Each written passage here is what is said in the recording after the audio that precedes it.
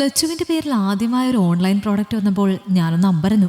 കൊണ്ടുവന്ന പയ്യനോട് എത്ര രൂപയാണെന്ന് ചോദിച്ചപ്പോൾ തുക ഓൺലൈനായി പേ ചെയ്തിട്ടുണ്ടെന്ന് അവൻ പറഞ്ഞു. പാക്കറ്റ് വാങ്ങി വില നോക്കിയപ്പോൾ 350 രൂപ. അതിനുള്ളിൽ എന്താണെന്ന വ്യഗ്രതയിൽ ഞാനത് പൊട്ടിച്ചു നോക്കി. പ്രമുഖ കമ്പനിയുടെ പിങ്ക് കളറുള്ള ഒരു ജോഡി ബ്രായും പാൻറ്റീസും ആയിരുന്നു അത്. പിങ്ക് അവളുടെ ഫേവറേറ്റ് കളറായിരുന്നു. പക്ഷേ അവൾക്ക് ഇത്രയും പൈസ എങ്ങനെ കിട്ടി? വൈകുന്നേരം അവൾ സ്കൂൾ വിട്ട് വരുന്നത് വരെ അതായിരുന്നു എൻ്റെ ടെൻഷൻ. കഴിഞ്ഞ വിഷുവിന് അവൾക്ക് കൈനീട്ടം കിട്ടിയ തുകയായിരുന്നു അതെന്നറിഞ്ഞപ്പോഴാണ് എൻ്റെ ആശങ്ക മാറിയത്. പക്ഷേ നിനക്ക് GPay ഒന്നുമില്ലല്ലോ, പിന്നെ എങ്ങനെയാ നീ അവർക്ക് പൈസ അയച്ചു കൊടുത്തത്? ഞാൻ എൻ്റെ സംശയം ചോദിച്ചു. അത് ഞാൻ സൂര്യയുടെ അക്കൗണ്ടിൽ നിന്നും അയച്ചിട്ട് അവൾക്ക് ക്യാഷ് കൊടുത്തു. ഓ, അങ്ങനെയായിരുന്നു. അതോടെ ആ വിഷയം അവസാനിച്ചു. ദിവസവും ഓരോരോ വാർത്തകൾ കേൾക്കുന്നത് കൊണ്ട് ഞാൻ പലപ്പോഴും ലച്ചുവിനെ സംശയദൃഷ്ടിയോടെയാണ് കാണുന്നത്. അവൾ തെറ്റ് ചെയ്യാറില്ലെന്നറിയാമെങ്കിലും എപ്പോഴും ഒരു ഭയം എന്നെ ഗ്രസിച്ചിരുന്നു. അമ്മ എന്തിനാ ഇത് പൊട്ടിച്ചത്? എനിക്ക് വന്ന സാധനമല്ലേ, അത് ഞാൻ പൊട്ടിക്കുമല്ലോ. അവൾ നീരസത്തോടെ പറഞ്ഞപ്പോൾ എനിക്ക് സങ്കടം വന്നു. അല്ല മോളെ, നീ ഞാനും രണ്ടല്ലോ, ഒന്ന് തന്നെയല്ലേ? അപ്പോൾ പിന്നെ ഞാൻ പൊട്ടിച്ചാലെന്താ? അമ്മേ, ഇതുപോലെ ഓൺലൈൻ വരുന്ന സാധനങ്ങൾ ഇഷ്ടമായില്ലെങ്കിൽ നമുക്ക് റിട്ടേൺ കൊടുക്കാൻ ഓപ്ഷനുണ്ട്, കൂടാതെ റീഫണ്ടും ഉണ്ട്. പക്ഷേ ഇതുപോലെ കവർ വലിച്ചു കീറി നശിപ്പിച്ചാൽ അവർ റിട്ടേൺ എടുക്കില്ല. അതുകൊണ്ട് ഇനി മുതൽ എൻ്റെ പേരിൽ വരുന്ന ഓരോ സാധനവും ദയവ് ചെയ്ത് അമ്മ പൊട്ടിക്കരുത്. അവൾ തൊഴുതു പറഞ്ഞപ്പോൾ ഞാൻ ചെയ്തത് വലിയ അപരാധമായി പോയെന്ന് എനിക്ക് തോന്നി. അത് കഴിഞ്ഞ് കുറച്ച് ദിവസങ്ങൾക്ക് ശേഷമാണ് അവൾക്കൊരു കൊറിയർ വന്നത്. അതും ഓൺലൈൻ പേയ്മെൻ്റ് ആയിരുന്നു. ഞാനത് ഭദ്രമായി വാങ്ങി വെച്ചിട്ട് ലച്ചു വന്നപ്പോൾ എടുത്തു കൊടുത്തു. പേയ്മെൻറ്റിൻ്റെ കാര്യത്തിൽ എനിക്ക് സംശയം തോന്നിയില്ല. അന്നത്തെ വിഷു കൈനീട്ടത്തിൻ്റെ ബാക്കി ഉണ്ടായിരിക്കുമെന്ന് സമാധാനിച്ചു. പക്ഷെ പിന്നീട് തുടർച്ചയായി അവളെ തേടി പല കമ്പനികളുടെയും കൊറിയറുകൾ വരാൻ തുടങ്ങിയപ്പോൾ എന്നിൽ വീണ്ടും സംശയം മുളപൊട്ടി. ആ പൊതികളിൽ എന്താണെന്നറിയാനുള്ള ആകാംക്ഷയിൽ അവസാനം വന്ന പൊതി ഞാൻ അഴിച്ചു നോക്കി. അതിനുള്ളിൽ ഭദ്രമായി വെച്ചിരുന്ന വെളുത്ത പൊടികൾ നിറച്ച ചെറിയ പാക്കറ്റുകൾ കണ്ട് എൻ്റെ ശ്വാസം നിലച്ചു.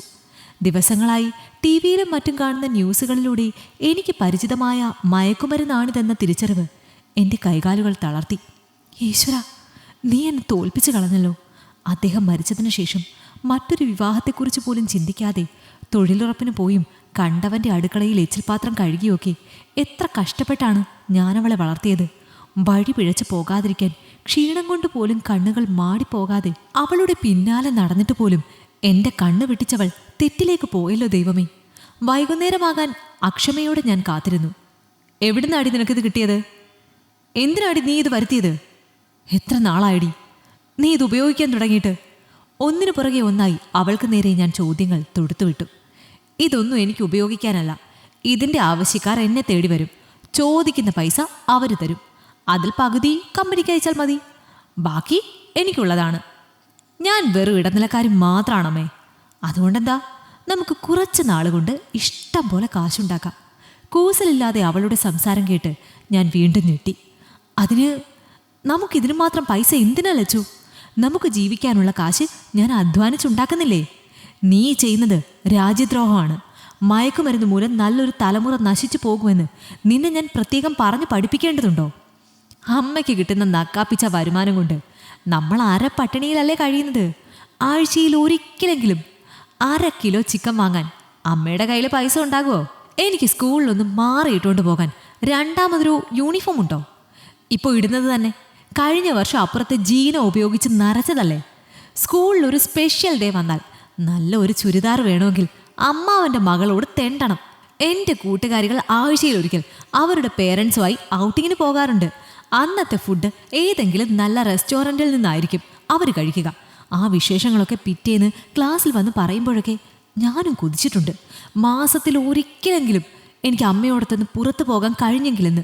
തിയേറ്ററിൽ പോയിരുന്ന് സിനിമ കാണാനും ബീച്ചിലൂടെ ലഹങ്കയും ക്രോപ്പ് ടോപ്പും ഷറാറയും ഒക്കെ അണിഞ്ഞ് കപ്പലണ്ടി കുറിച്ച് നടക്കാനും ഒക്കെ ഞാനും ഒരുപാട് ആഗ്രഹിച്ചിട്ടുണ്ട്.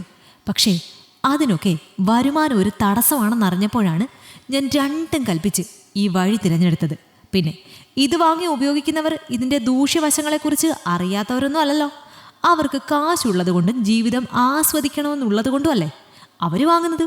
അതിന് അമ്മ എന്തിനാ ഇത്ര ആശങ്കപ്പെടുന്നത്? ലച്ചു, നീ ചെയ്യുന്നത് വളരെ വലിയൊരു തെറ്റാണ്.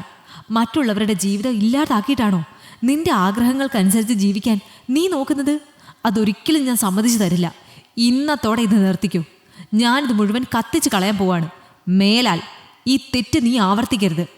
മകൾക്ക് താക്കീത് കൊടുത്തിട്ട് ഞാൻ ആ പൊതിക്കെട്ടും എടുത്ത് അടുക്കള ഭാഗത്തേക്ക് നടന്നു. അതിങ്ങ് താ അമ്മേ.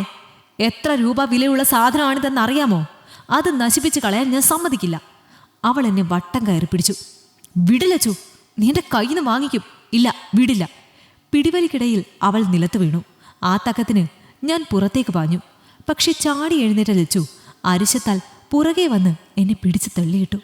ആ വീഴ്ചയിൽ എൻ്റെ കയ്യിൽ നിന്ന് തെറിച്ചു വീണ പൊതിയവൾ കൈക്കലാക്കി. ദേ, ഇനി എൻ്റെ ബിസിനസ്സിൽ കൈ കടത്താൻ നോക്കിയാൽ അമ്മയാണെന്നൊന്നും ഞാൻ നോക്കില്ല. എനിക്കിനിയെങ്കിലും ആർഭാടമായി ജീവിക്കണം. അതിന് തടസ്സമായി നിൽക്കുന്നത് അമ്മയാണെങ്കിലും ഞാൻ തീർത്തു കളയും, പറഞ്ഞേക്കാം. അതും പറഞ്ഞവൾ പുറത്തേക്ക് പാഞ്ഞു. ഇതുവരെ കാണാത്ത ലച്ചുവിൻ്റെ ഭീകരമുഖം കണ്ട് ഞാൻ അന്ധാളിച്ചു പോയി. നാശത്തിലേക്കാണ് അവളുടെ പോക്ക്. എൻ്റെ മനസ്സ് മുന്നറിയിപ്പ് തന്നു. ഇങ്ങനെ പോയാൽ എൻ്റെ മകള് കാരണം ഒരു പുതുതലമുറ മുളയിലേക്ക് അരിഞ്ഞുണങ്ങും. അത് പാടില്ല. എന്തു വില കൊടുത്തും അവളെ തടഞ്ഞേ പറ്റൂ. ഞാൻ വേഗം ഫോണെടുത്ത് എമർജൻസി നമ്പർ ഡയൽ ചെയ്തു. കുറച്ചു കഴിഞ്ഞ് പോലീസിൻ്റെയും എക്സൈസിൻ്റെയും കൂടാതെ മാധ്യമങ്ങളുടെയും വാഹനങ്ങൾ എൻ്റെ വീടിന് മുന്നിൽ വന്ന് നിരന്നപ്പോൾ അവർ എൻ്റെ മകളെ അന്വേഷിച്ചാണ് വന്നതെന്ന് ഞാൻ കരുതി.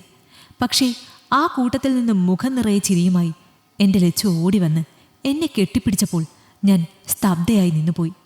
അമ്മേ, ഇതൊരു നാടകമായിരുന്നമ്മേ. അതിലമ്മ വിജയിച്ചമ്മേ. പുറകിൽ നിന്ന് ബാക്കിയുള്ളവരൊക്കെ കൈയടിക്കുമ്പോൾ മാധ്യമപ്രവർത്തകർ മൈക്കുമായി എൻ്റെ അരികിലെത്തി. മക്കൾ എന്ത് തെറ്റ് ചെയ്താലും അത് മറച്ചു വെച്ച് അവരെ സപ്പോർട്ട് ചെയ്യുന്ന മാതാപിതാക്കളുള്ള ഈ ലോകത്ത് സ്വന്തം മകളെ പോലീസിന് ഒറ്റുകൊടുക്കാൻ മേഡത്തിന് എങ്ങനെ തോന്നി? ഇങ്ങനെ ഒരു സിറ്റുവേഷൻ വന്നപ്പോൾ എനിക്ക് സ്വാർത്ഥമതിയാകാൻ കഴിഞ്ഞില്ല. ഞാനപ്പോൾ ലച്ചുവിൻ്റെ മാത്രം അമ്മയായിരുന്നില്ല. ഈ നാട്ടിലെ ഓരോ കുട്ടിയും എന്നെപ്പോലെയുള്ള അമ്മമാർ നൊന്ത് പ്രസവിച്ചതാണെന്നും അതുകൊണ്ട് ലച്ചു എന്ന എൻ്റെ തലതിരിഞ്ഞ മകൾ കാരണം മറ്റു മക്കൾ നഷ്ടപ്പെട്ടു പോകരുതെന്നും എനിക്ക് നിർബന്ധമുണ്ടായിരുന്നു. കൺഗ്രാജുലേഷൻസ് മാം. എല്ലാ മാതാപിതാക്കളും ലക്ഷ്മിയുടെ അമ്മയെപ്പോലെ ആവണം എന്നാണ് എനിക്ക് ഈ അവസരത്തിൽ പറയാനുള്ളത്. മയക്കുമരുന്നിനെതിരെയുള്ള ഈ ക്യാമ്പയിനിൽ ഇനി മുതൽ ലക്ഷ്മിയുടെ അമ്മയായിരിക്കും നമ്മുടെ ലീഡർ. മാത്രമല്ല, ഈ നാടിൻ്റെ യശസ് ലോകത്തിനു മുന്നിൽ ഉയർത്തിക്കാട്ടി മാതൃകയായ ലക്ഷ്മിയുടെ അമ്മ ശ്രീദേവിക്ക് അവരുടെ ക്വാളിഫിക്കേഷൻ നോക്കി നല്ലൊരു ജോലി നൽകാൻ അടുത്ത അസംബ്ലിയിൽ സർക്കാരിനോട് ഞാൻ ശുപാർശ ചെയ്യും. ഈ അവസരത്തിൽ ഞാൻ നിങ്ങൾക്ക് വാക്ക് തരുന്നു. MLAയുടെ പ്രസംഗം ഹർഷാരവത്തോടെയാണ് ഏവരും ശ്രവിച്ചത്. ഈ കഥ നിങ്ങൾക്കിഷ്ടമായെങ്കിൽ ലൈക്ക് ചെയ്യൂ. നിങ്ങളുടെ അഭിപ്രായങ്ങൾ കമന്റായി രേഖപ്പെടുത്തൂ.